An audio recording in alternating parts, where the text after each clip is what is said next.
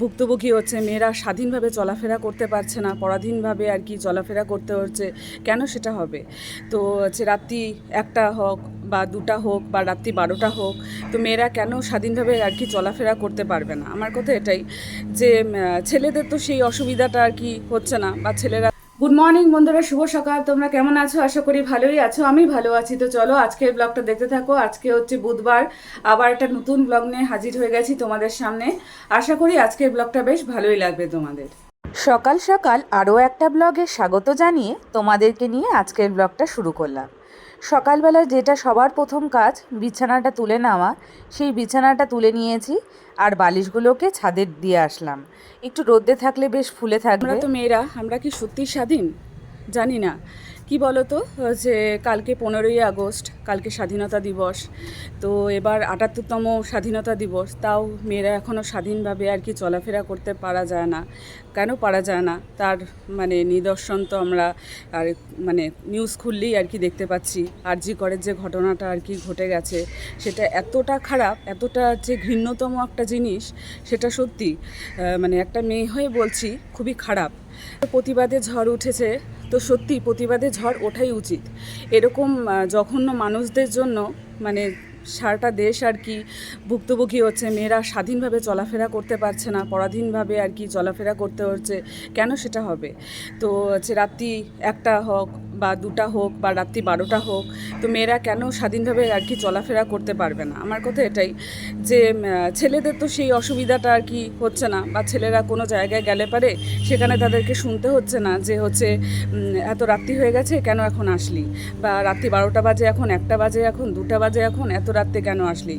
কিন্তু মেয়েদেরকে সেটা আর কি বলে, সবাই বলে যে হচ্ছে রাত্রি 1টা বাজে এত রাত্রি করে একটা মেয়ে আসে, তার নিরাপত্তার ব্যাপারটাও আর কি, এরকম ঘটনা দেখলে পারে সত্যিই ভয় লাগে। ভয় মানে কি, আতঙ্কিত একটা ব্যাপার। এরা তো অনেক পদেই আছে, ডাক্তার বলো, নার্স বলো, বা হচ্ছে পুলিশে বলো, বা যে কোনো ব্যবসা করুক বা চাকরি করুক, বিভিন্ন পদেই মেয়েরা আছে।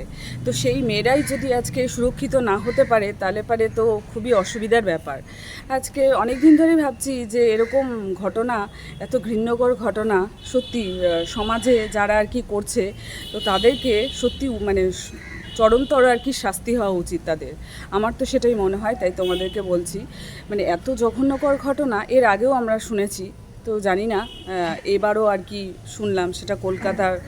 এত এদের আর কি কোনো নিরাপত্তা এখনও আর কি সেভাবে তৈরি হয়নি, যা বোঝা যাচ্ছে ঘটনা দেখে। তো এগুলো না খুব খারাপ একটা জিনিস যেটা হচ্ছে আর কি দেশে, সেই ব্যাপারটা সত্যি গর্জে ওঠা উচিত।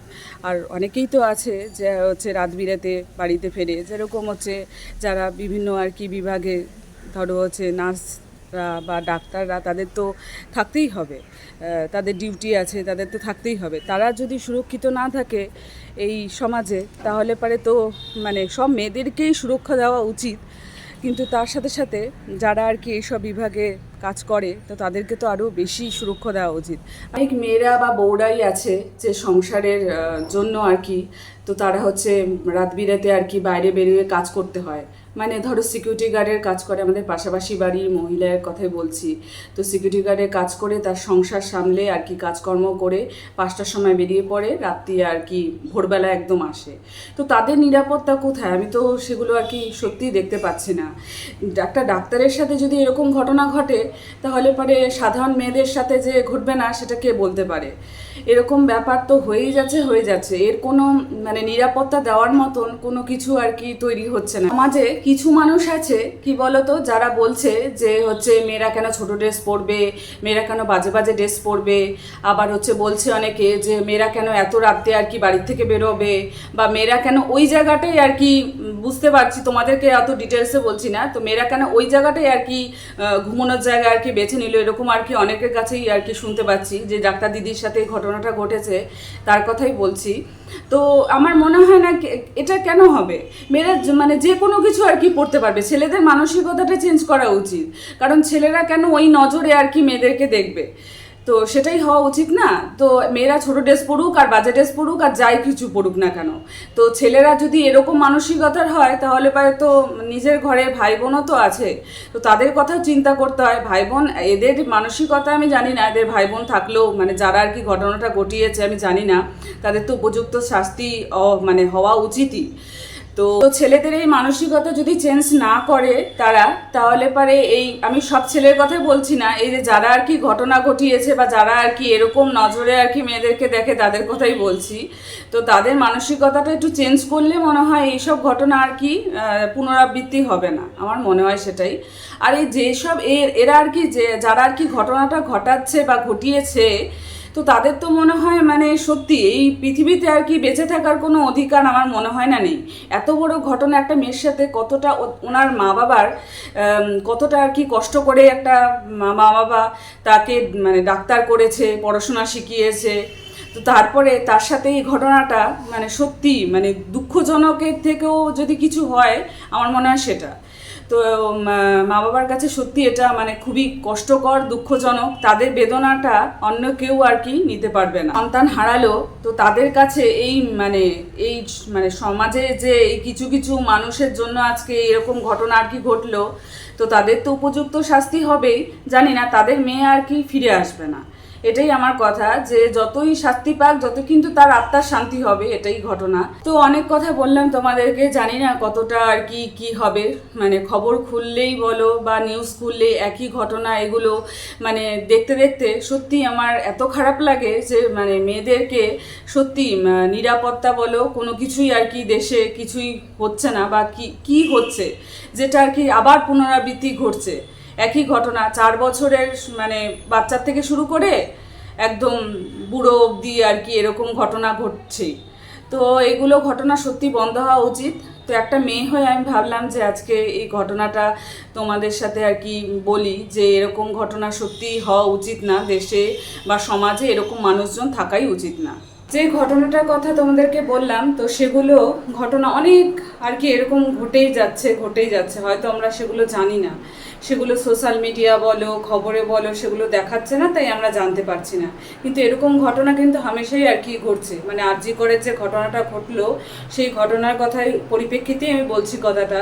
এরকম ঘটনা দেখবে যে অনেকেই হামেশাই ঘটছে, তো তাদের আর কি নিউজটা সেগুলো খবরে দেয় না বা সেগুলো সোশ্যাল মিডিয়ায় আর কি দেখা যায় না বলে সেগুলো আমরা জানতে পারছি না। এরকম ঘটনা হামেশাই ঘটছে।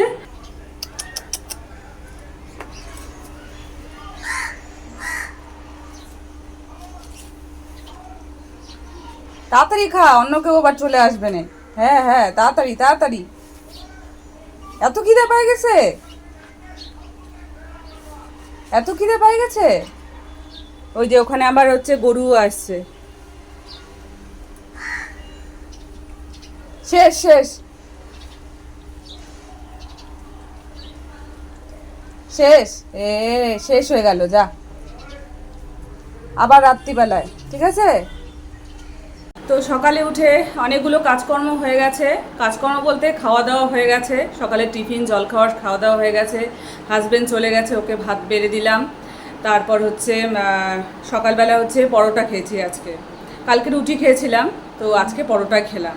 পরোটা বেশ ভালোই লাগে খেতে, আর রুটিটা না মানে তোমার খাওয়ার জন্য আবার তরকারি নিতে হবে, আবার তরকারি সকালবেলায় যে ডাল হয়েছিল ওটা দিয়েও খাওয়া যেত, তো আমি ভাবলাম যে থাক পরোটাই খাই, পরোটা বেশ ভালো লাগে। পরোটা খাওয়াটা যদিও অত ভালো না, কিন্তু খেতে ভালো লাগে, আর কি করা যাবে।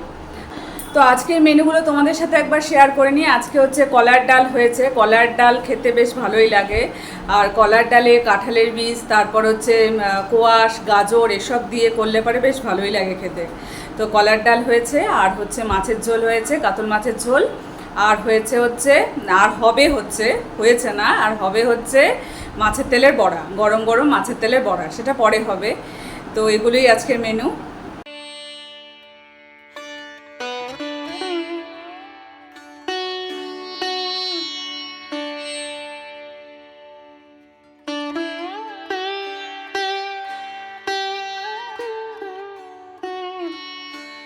যে সকল বন্ধুরা আমার ভিডিওটা দেখছো প্লিজ লাইক করে দিও, কমেন্ট করো, প্রচুর শেয়ার করে দিও আর সাবস্ক্রাইব অবশ্যই করে দিও। টাইলসগুলো সব পরিষ্কার করেছি, দেখো চকচক করছে দেখতে। এই যে উপরে উপরে এতখানি অবধি, যতখানি আর কি স্টাইলসটা আছে আর কি ততখানি অবধি পরিষ্কার করেছি। তো সপ্তাহে একদিন যদি পরিষ্কার করা যায় না এভাবে আর কি উপরে উঠে আর কি পরিষ্কার করেছি। এই যে এখানে আর কি উঠে পরিষ্কার, এখানে চেয়ার দিয়েছি নিচে, তারপরে এখানে উঠেছি, তারপরে উপরে পরিষ্কার করেছি। তো সপ্তাহে যাদের আর কি চিমনি নেই সেই কথাই বলছি, তো তারা যদি উপরে উঠে এক সপ্তাহে একদিন আর কি পরিষ্কার করো তাহলে পরে না চকচক করবে, দেখতেও ভালো লাগে। যে কোনো সুন্দর জিনিস দেখতে কতটা সুন্দর লাগে, আর দেখবে তেল কাজটা পড়ে থাকলে সেটা দেখতেও কতটা বাজে লাগে। ভিডিওর মাধ্যমে বলো বা এমনিও, ধরো কেউ ঘরে আসলো হট করে রান্নাঘরে আর কি চোখটা গেল, বা অনেকেই আছে যারা রান্নাঘরে ঢুকে আর কি দেখে যে কিরকম রান্নাঘরটা গোছানো, তো তাদের চোখেও যখন পড়বে তখন হচ্ছে যদি নোংরা থাকে তাহলে পরে রান্নাঘরটা ধরো তেল কাজটা হয়ে থাকলো তাহলে পরে কি হবে বলো তো, সে মনে মনে আর কি ভাববে যে বাবা রান্নাঘর তো একদম তেল কাজটা, নিচে যতই পরিষ্কার করো না কেন উপরটাও কিন্তু লক্ষ্য করবে। তো এটা আর কি পরিষ্কার করে নিয়েছি, এখন একটু চকচকাচক, সপ্তাহে একদিন করলেই হয়, প্রতিদিন পরিষ্কার না করলেও হয়। আমি তাও ওই ঘর মোছার ডান্ডা দিয়ে যেরকম আর কি মুছে নিই প্রতিদিনই ওটা করি, কিন্তু উপরে উঠে একদিনই পরিষ্কার করি। তো এদিকে আমার গ্যাস মুছে নিয়েছি, এগুলো দেখো এখানে ছোলা ভিজানো আছে, এটা হচ্ছে বিকালে টিফিন। তো এর আগে তো তোমাদের ব্লগে দেখিয়েছি, তো এটা বেশ হেলদিকর পুষ্টিকর আর কি খাবার, বেশ ভালো লাগে।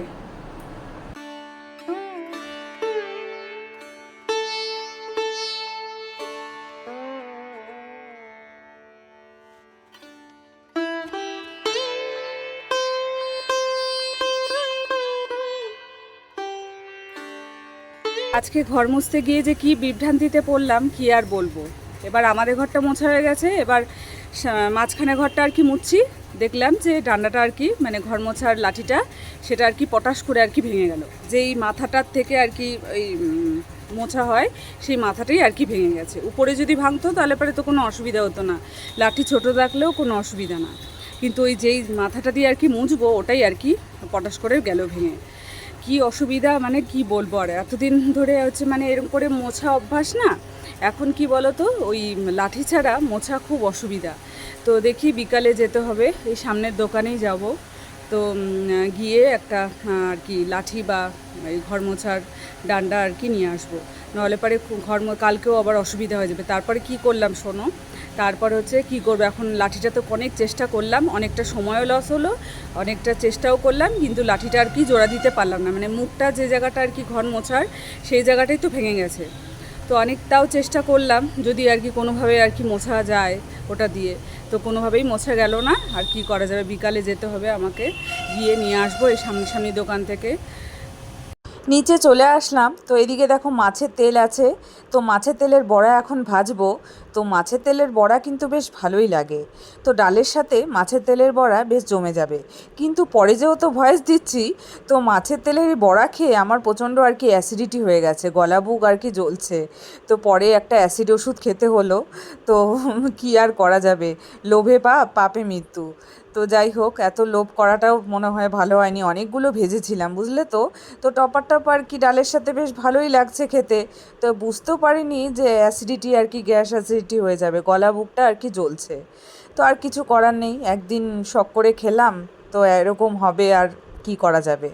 তো এদিকে দেখো আমার ভাজা হয়েও গেল। তো বন্ধুরা এখন হচ্ছে একটু যাচ্ছি কোথায়, তোমাদের তো বললামই ঘর মোছার খুব অসুবিধা হয়ে যাচ্ছে, তো সেজন্যই হচ্ছে ঘর মোছার লাঠি বলতে পারো, ওটা আর কি নিয়ে আসতে যাচ্ছি। তো এই সামনের দোকানে পাওয়া যায়, ওখান থেকেই তো নিয়ে এসেছিলাম আগের বার।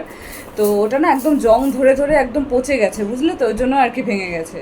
তো যাই হোক, ওটা দিয়ে তো আর কোনো কাজ করা যাবে না, এখন নিয়ে আসতে যাচ্ছি। এখন ঘড়িতে বাজে 7টা বাজতে 5 মিনিট বাকি, তো চলো আমার সাথে। তো চলেই এসেছি ঘর মোছার লাঠি কিনতে। তো ঘর মোছার এখানে অনেকগুলোই আর কি কাকু দেখালো যে এগুলো আর কি ভালো, এগুলো অনেক রকমই নিতে পারো, তো জল আর কি মানে চিপতে হবে না এরকমও দেখালো। তো অনেকগুলোই দেখছি ঘর মোছার লাঠি, আবার সেটাও আবার দেখে শুনে নিচ্ছি। তো কি বলো, এখন দিনকালই এরকম পড়ে গেছে, তো একটু দেখে শুনেই নিতে হবে, পয়সাতে জিনিস কিনবো, দেখে শুনে কেন নিব না। তো সেজন্য দেখো এদিকে কেনাও হয়ে গেল, আর এদিকে এখন কাকুর দোকানে দেখতে পাচ্ছি বেশ অনেক কিছুই রেখেছে। তো আজকের ভিডিওটা আমি এখানেই শেষ করে দিচ্ছি। ভালো লাগলে অবশ্যই লাইক কমেন্ট সাবস্ক্রাইব করতে ভুলো না, পাশে থেকো। বড়োদেরকে জানাই অনেক অনেক প্রণাম আর ছোটোদেরকে জানাই অনেক অনেক ভালোবাসা জানিয়ে আজকের ব্লগটা আমি এখানেই শেষ করে দিচ্ছি। কালকে আবার দেখা হবে নতুন দিনে নতুন সকালে। ততক্ষণ অবধি তোমার সুস্থ থেকো, ভালো থেকো। Good night.